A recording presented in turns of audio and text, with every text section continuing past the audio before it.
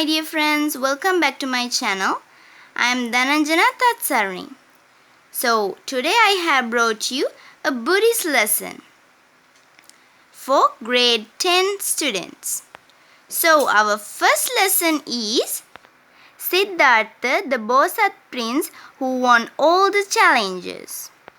So as you all know, the last birth of the Bodhisattva was in the Vestantara Jataka.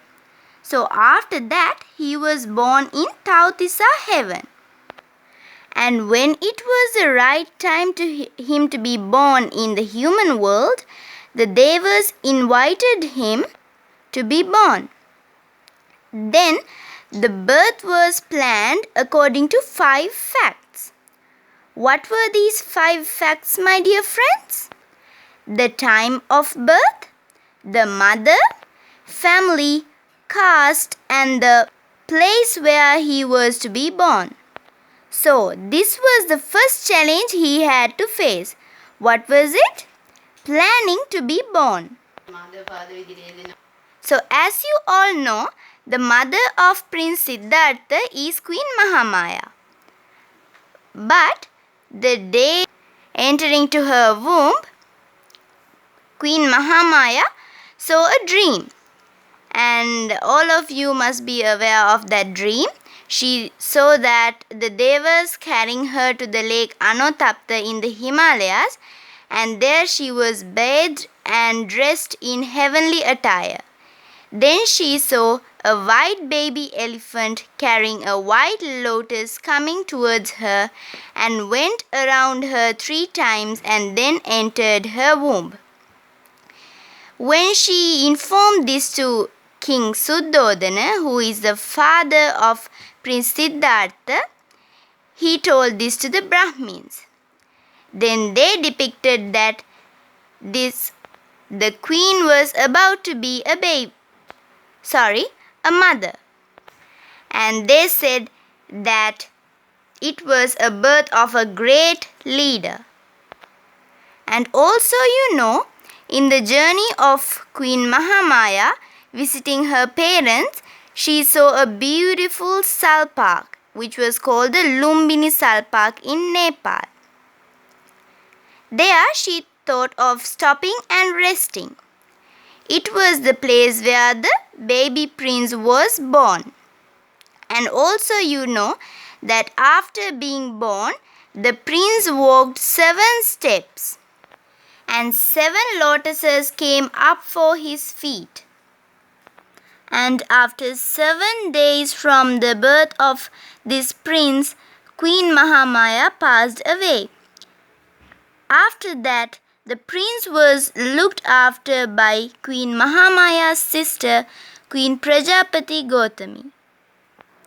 At the right age, Prince Siddhartha was sent to a teacher known as Sarvamitra for his education. And he learned reading, writing, history, mathematics, geography, and science. He also took part in games like boxing, wrestling, archery. He was a bright and very obedient student.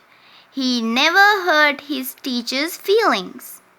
And also, he respected his teacher and learned what was taught.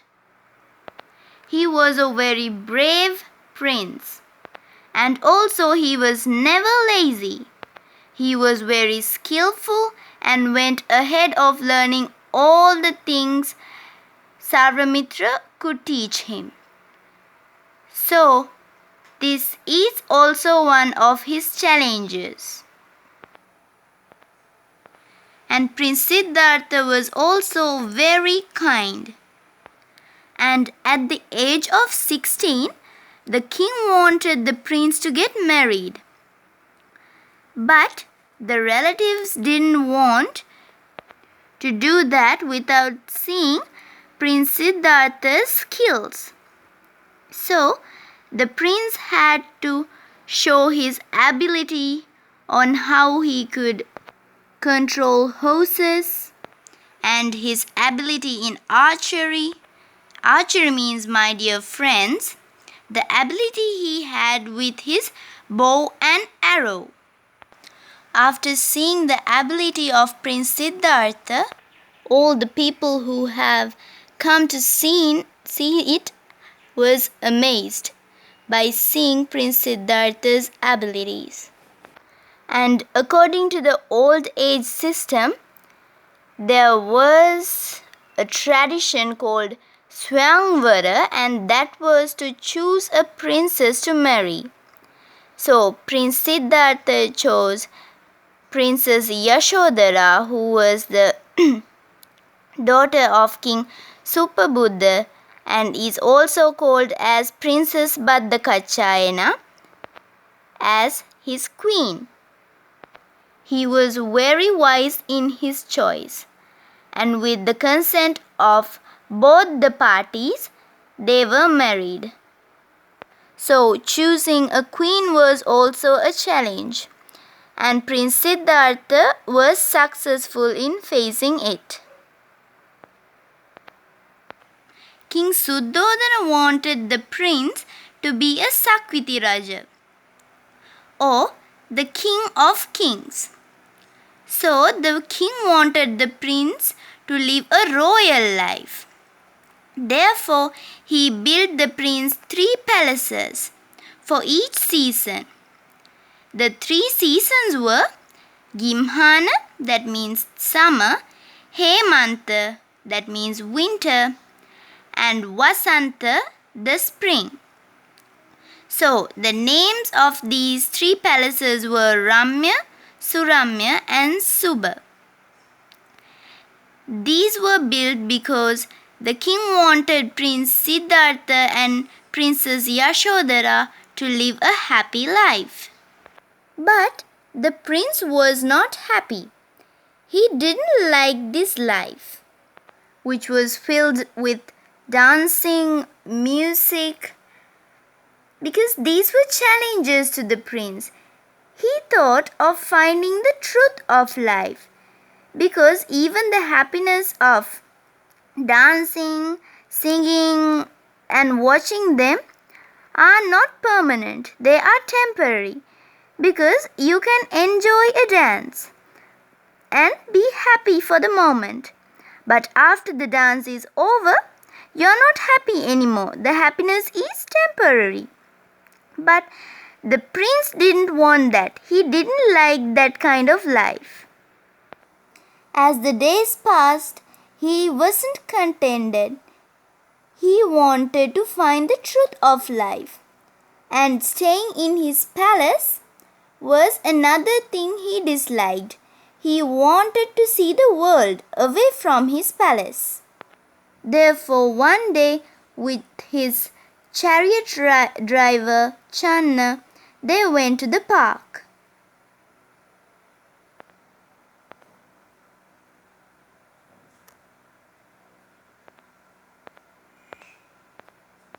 There he saw an old man, and he was confused because the old man was wrinkled and his hair was grey.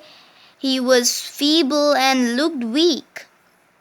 Therefore, the prince asked Channa who he was. Then Channa described him to the prince. He told that it was an old man, and it was the nature of every human being. All of us grow old. By seeing this old man, Prince Siddhartha was unhappy. And also on the second day, they saw a sick man who was sad and suffering. Then also the prince asked about him from Channa. Then Channa described that every human being gets sick, and this further confused the prince. And then on the third day, they saw a body being carried for cremation. And when Prince Siddhartha inquired this from Channa, he said that it was a dead man. And as the old man and the sick man, it was what happens to every human being at the end. Everybody dies. So the prince was very sad about this. Why should people die? Why do they grow old and get sick? So the prince was trying to find a solution to stop all this sorrow and sadness. And then on the fourth day, the prince saw a calm priest. And when the prince asked who it was from Channa, Channa described that he was a person who is finding the truth of life to find a way to end all the sorrow. And suddenly the prince felt that he too should be a person like that because of the calm posture of this priest. This comforted the prince. But just then a messenger arrived and informed the prince that Queen Yashodhara has given birth to a baby prince. Suddenly, the prince said, Rahulo Jato Dhananjana, which means a Rahula, which means an impediment, had been born and a bond had been created. Which means now, just as the prince was making up his mind to leave the palace and find this way of ending the sorrow, another bond has been occurred, which was this child. So the messenger informed this saying of the prince to Princess Yashodhara. And thereafter the baby prince was named as Rahula. Meanwhile, Prince Siddhartha was wondering, how can I leave my son now? Because a son means a huge bond. But he made up his mind by thinking, I must leave and save 1,000 of such children. From the sadness and sorrow, we call it as dukkha, which we have to face in life. So, the prince decided to leave the palace. On the way back to the palace, Kisa Gautami said the Nibbutapada. Nibbutanuna samata, Nibbutanuna sopita, Nibbutanuna sanari, Yassa yang e disopati, which meant how pacified is the mother. Pacified means calm. How pacified is the father. How pacified is the wife of a husband like this one. So as the prince did not enjoy his life in the palace, and after seeing the old man, sick man, the dead man, and the priest, his thoughts were changed towards leaving the palace and finding a way for the truth of life. Therefore, he left the palace. So making up his mind and leaving the palace was another challenge the prince had to face. So leaving all the comforts and riches and deciding to leave all his loved ones is known as the Great Renunciation. The prince became a Shramana and went in the search of truth. He went to many teachers to see whether their teaching was correct about the searching of truth. Some of them were Uddaka Ramaputra and Alara Kalama. But this ascetic Gautama, which was the name of the Shramana, understood that this was not the correct path. Then he left them and tried whether giving great sorrows to the body was the correct way of finding the truth. Therefore, for 6 years he didn't eat anything and sat down meditating. But then he found out that this wasn't the correct way. Neither is giving great happiness to the body. Therefore, the Buddha thought of going in the middle path. So I am telling this for your extra knowledge that giving great happiness to the body is called as Kamasukhalikanu Yoga, while giving great sadness to the body is called as Attakilamatanu Yoga. But the Buddha went in the middle path, which is called as Madhum Piliveta. And after meditating under the sacred bo tree, the ascetic Gautama attained Buddhahood. It is known as the enlightenment. So, giving up all the sins or klesha and ultimately attaining the Buddhahood was the biggest challenge the Prince Siddhartha had faced. So, however, he won all these challenges because he wanted to come up to his goal.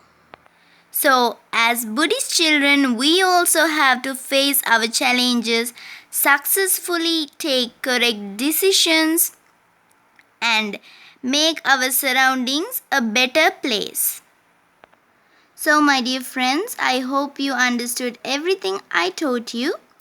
Watch all my videos, and if you need any other videos on other subjects of grade 10, please let me know from the comments below. Bye bye.